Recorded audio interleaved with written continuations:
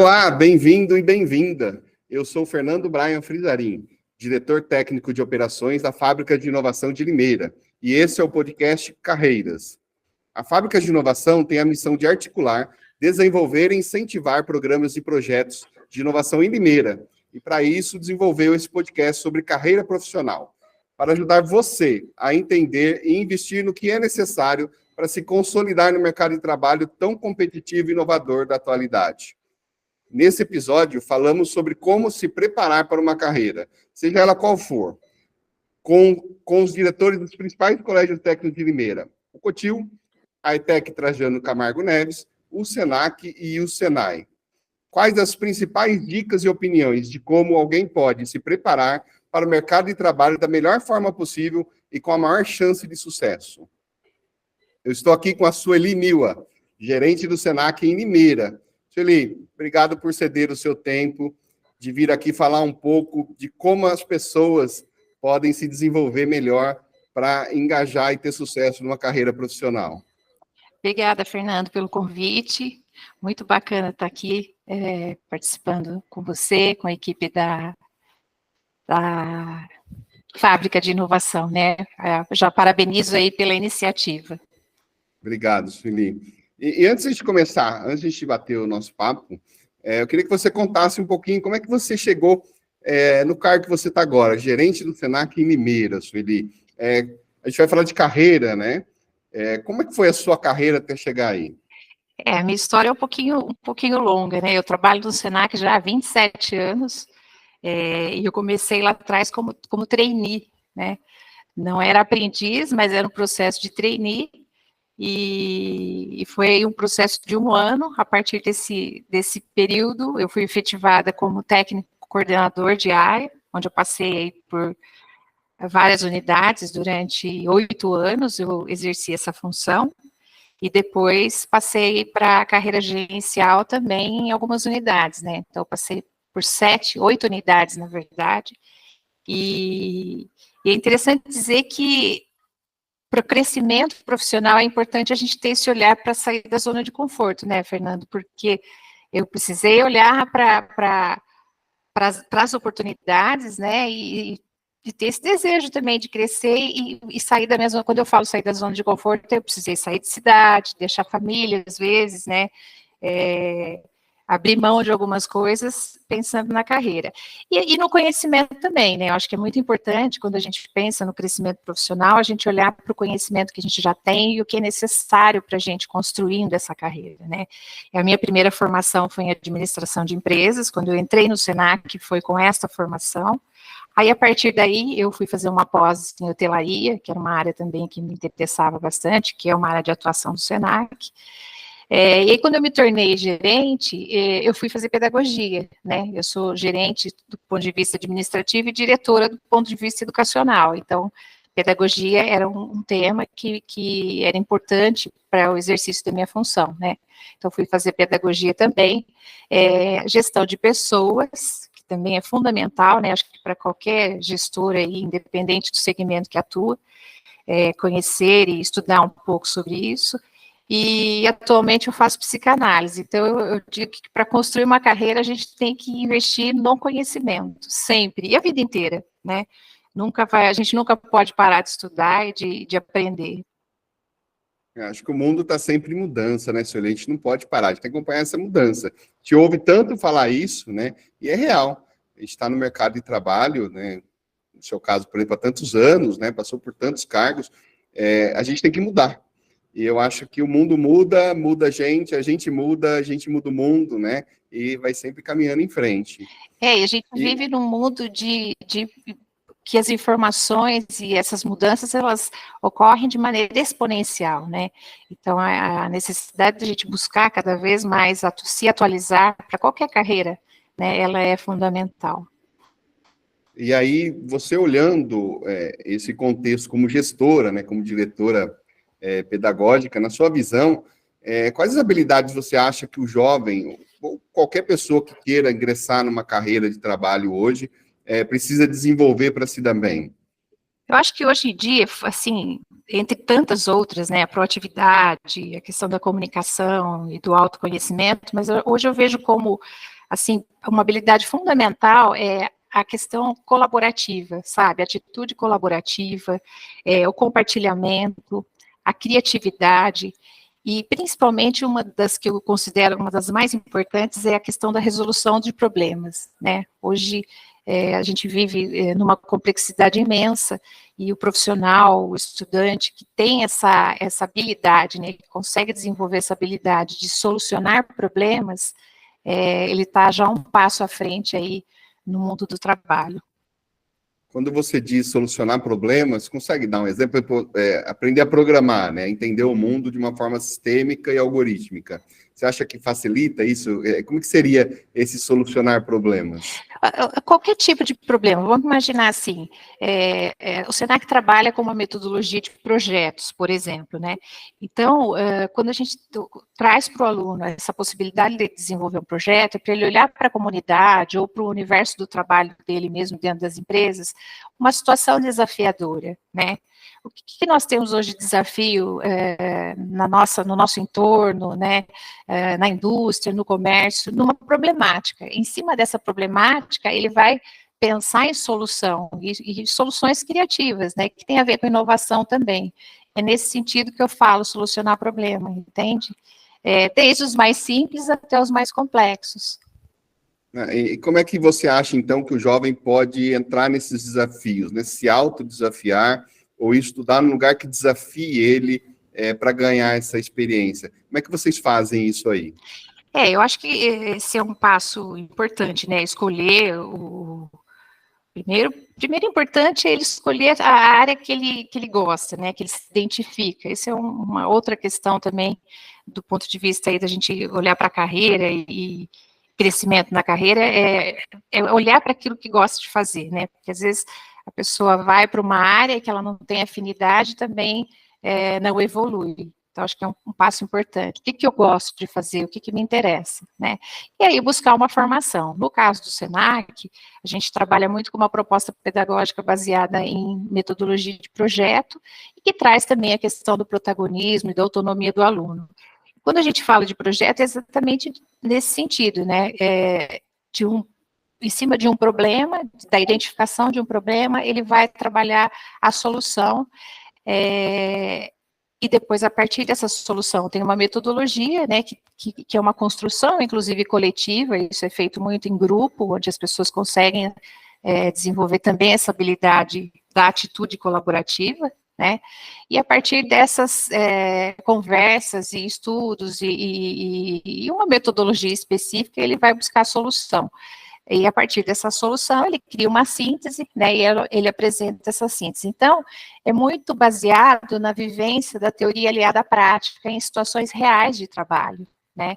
Acho que quando ele busca vivenciar na escola essas situações reais, ele consegue se preparar melhor para as oportunidades, né, de trabalho. Que muitas vezes o jovem chega e fala, mas eu não fui contratado porque eu não tenho experiência, e aí é complicado, né? Como é que ele tem experiência se ele não tem oportunidade? Eu acho que estudar numa escola que traz essa possibilidade dele vivenciar na prática, né, aquilo que ele estuda na teoria, de alguma maneira traz uma experiência também, né? Então ele vai um pouco mais preparado para o universo do trabalho, onde muitas vezes o empresário, enfim, não tem condições, né, não tem, às vezes, tempo ágil para poder se dedicar ao treinamento e à capacitação. Então, ele sai um pouco mais pronto nesse sentido também. Eu sou professor também, né, Felipe, você sabe.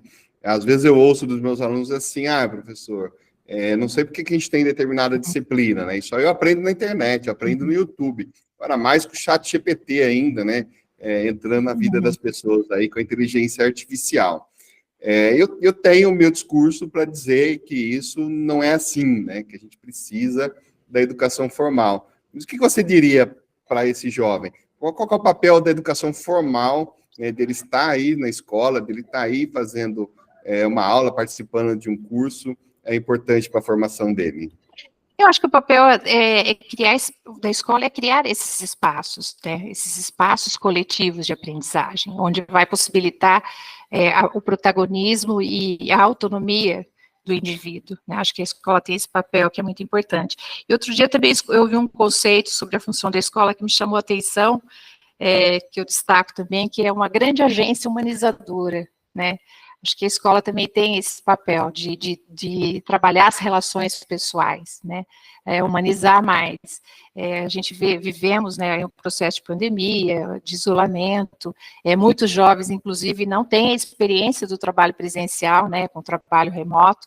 Eu acho que isso é importante olhar para isso, né, porque essas relações do cotidiano e da vivência, elas são importantes para a gente construir as relações, né? E a escola, eu acho que ela é um caminho importante, ela tem esse papel também, de trazer, de criar espaços para a construção dessas relações, e de trazer a autonomia e o protagonismo mesmo, né?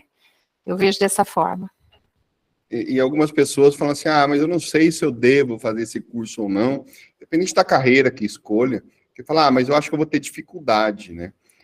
Aí no Senac, como é que vocês detectam e lidam com essa dificuldade, né? Com o erro, no geral, que as pessoas têm medo, né? Fala assim, mas daí o professor me pede uma coisa e se eu fizer errado? E acaba ficando desestimulado. Como é que vocês lidam e detectam essas dificuldades dos alunos? O erro, ele é fundamental, ele é importante, né, para a inovação. Para entender o processo e, no meio do processo, errar faz parte da metodologia da escola, inclusive. Aqui é um ambiente onde ele pode errar, né? E é erro calculado, é erro com custos baixos, é o erro que pode, eu diria, né? Não dá para a gente inovar sem pensar nas possibilidades do erro, né? E prototipagem, eu acho que a gente precisa também estimular, né? A escola é um ambiente para estimular essa questão da prototipagem também, para que o aluno possa criar, inovar e trazer aquilo que, assim, o mundo, né, o universo do trabalho, enfim, social precisa, né, de pessoas criativas. Quando eu falo de solução de problemas, também tem a ver com isso, né? Quando a gente vai pensar em solução para alguma questão, é preciso testar muitas vezes, né? E no teste existe a possibilidade do erro também. Quando eu falo dos projetos integradores, tem um pouco disso também. O aluno às vezes fica preocupado porque ele vai desenvolver um projeto e ele precisa, ao final, apresentar aquela solução e aquela solução tem que dar certo. E às vezes não dá.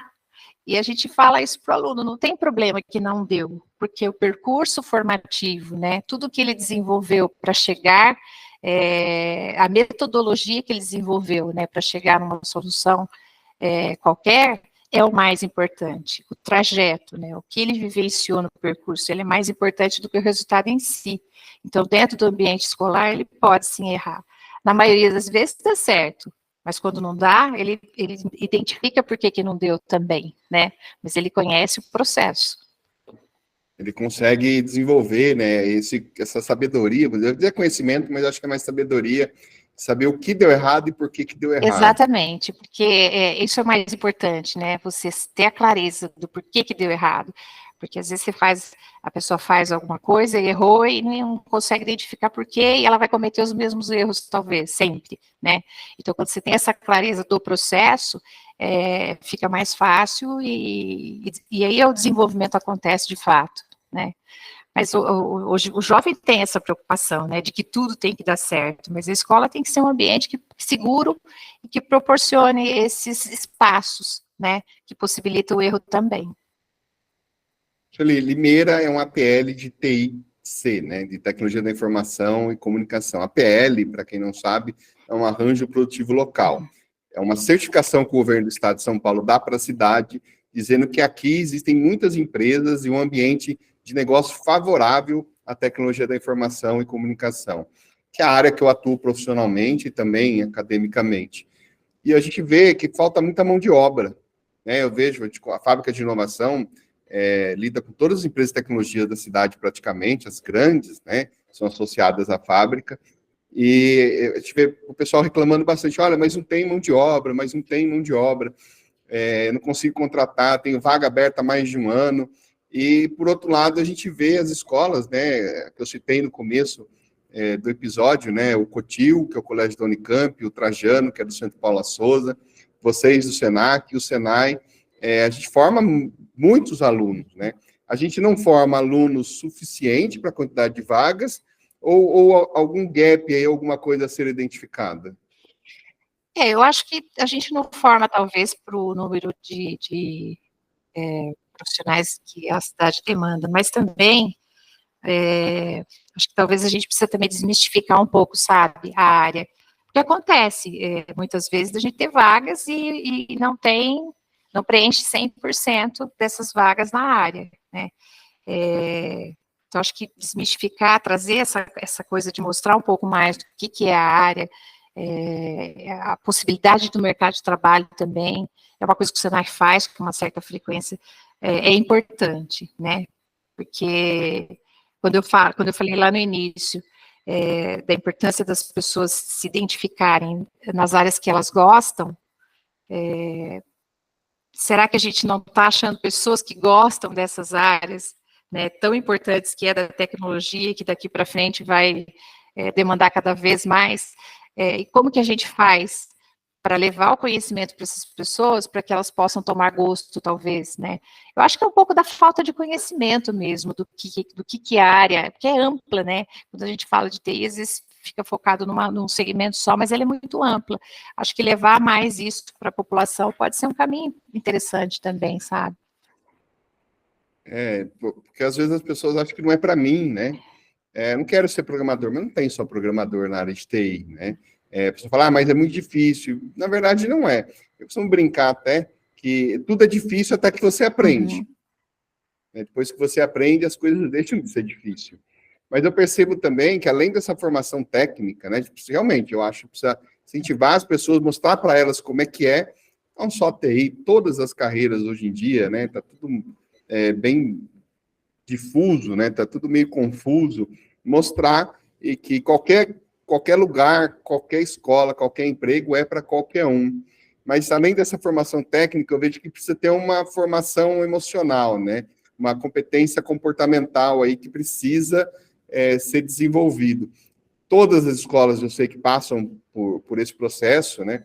Mas você consegue enumerar, em especial do SENAC, para o SENAC, quais são essas competências comportamentais que são mais importantes? Como eu falei, da convivência, né? Eu acho que a atitude colaborativa, ela é fundamental, atitude empreendedora, o saber conviver, né? O ser e conviver. E a gente trabalha muito nessa questão quando a gente fala de avaliação por competência, a gente fala dessa articulação dos saberes, né?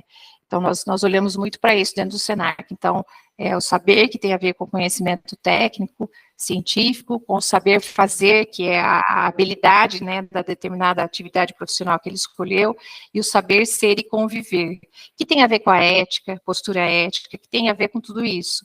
Então, a articulação de todos esses saberes é que vai fazer com que a pessoa seja competente naquela atividade profissional que ela escolheu fazer, né? Então, e eu até falo que às vezes é mais importante o saber ser do que muitas vezes uma habilidade específica do saber fazer, né? Porque o saber fazer a gente aprende rápido, como você mesmo disse.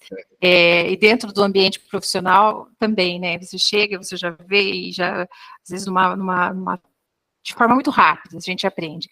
Agora, o saber ser e conviver, eu acho que é um pouco mais complicado, que tem a ver com questões valorativas também, né? Com aquilo que você acredita, que você tem como convicção, isso é um pouco mais difícil. E nós buscamos trabalhar essas questões também dentro da escola, né? A questão do olhar inclusivo, né? O respeito, eu acho que essas questões são muito importantes no mundo que a gente vive hoje.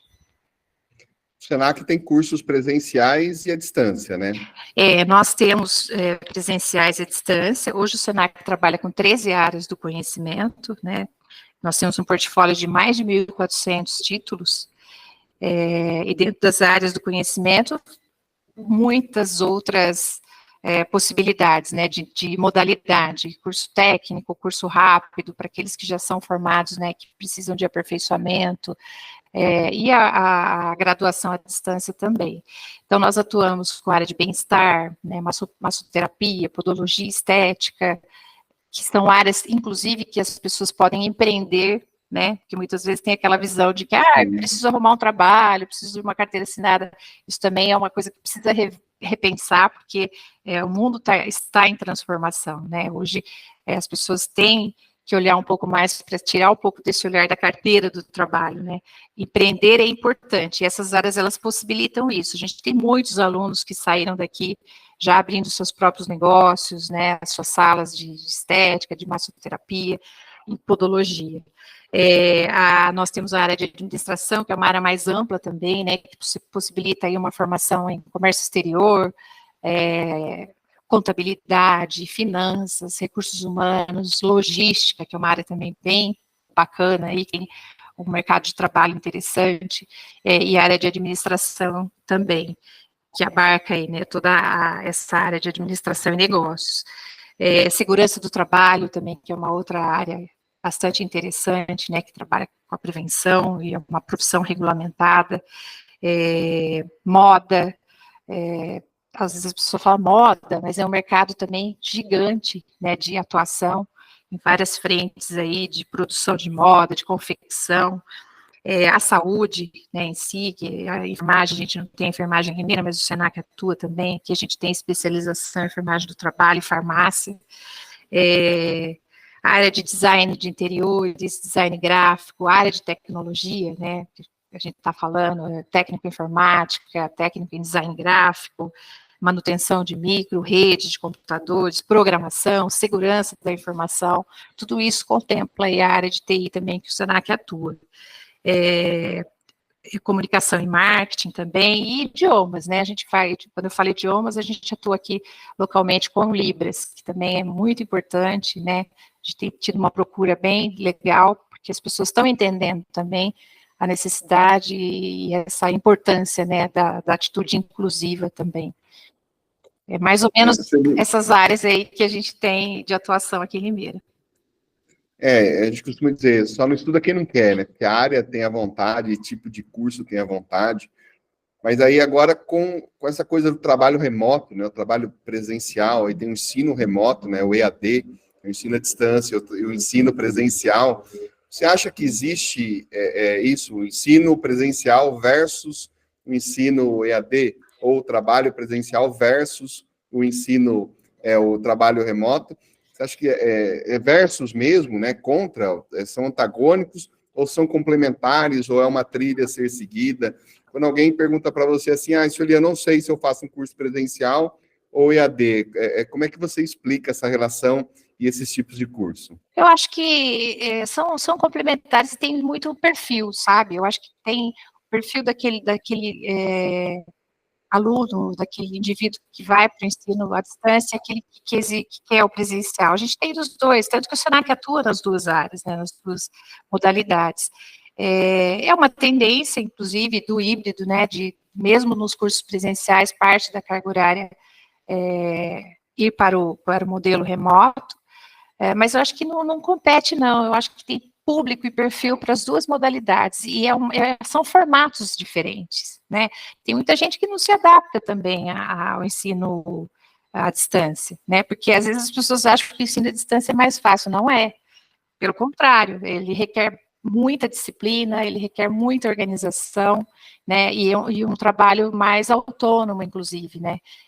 De compromisso, de responsabilidade, de autonomia grande, né, e que tem muitas pessoas que não se adaptam, não conseguem se organizar, preferem o presencial, né, tem a questão das relações, tem pessoas que preferem estar dia a dia, na construção dessas relações pessoais, então eu não vejo como versus, eu acho que se complementam. Eu, por exemplo, eu fiz 2 graduações presenciais e as outras foram à distância, né, e aí você vai experimentando e vai se adaptando com cada modalidade. Eu acho que tem um pouco da maturidade também, né? Você vai desenvolvendo a maturidade para ir caminhando aí para diversas modalidades também.